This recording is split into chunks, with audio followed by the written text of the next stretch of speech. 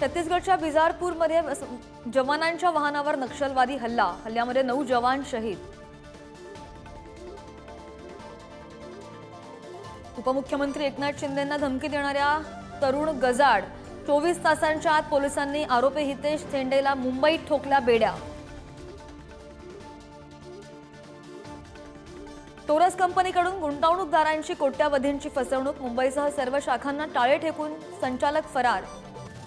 शाखांसमोर गुंतवणूकदारांची गर्दी। भारतात आढळले HMPVचे 3 रुग्ण। बंगळुरूमधील 8 महिन्याची मुलगी सुद्धा संक्रमित। काळजी घेण्याचे आवाहन। महाराष्ट्र सरकारकडून सुद्धा खबरदारीचा उपाय म्हणून मार्गदर्शक सूचना जारी। बीड संतोष देशमुख हत्या प्रकरणी सर्वपक्षीय नेत्यांनी घेतली राज्यपालांची भेट। धनंजय मुंडेंच्या राजीनाम्याची मागणी। SIT मधील अधिकारी सुद्धा बदलण्याची मागणी।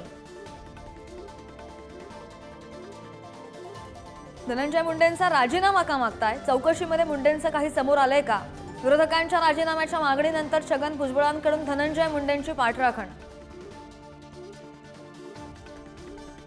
संतोष देशमुख हत्या प्रकरणी SIT मधून तिघांना वगळलं। पोलीस अधिकारी महेश विघ्ने आणि हवालदार मनोज वाघ यांनाही डच्चू।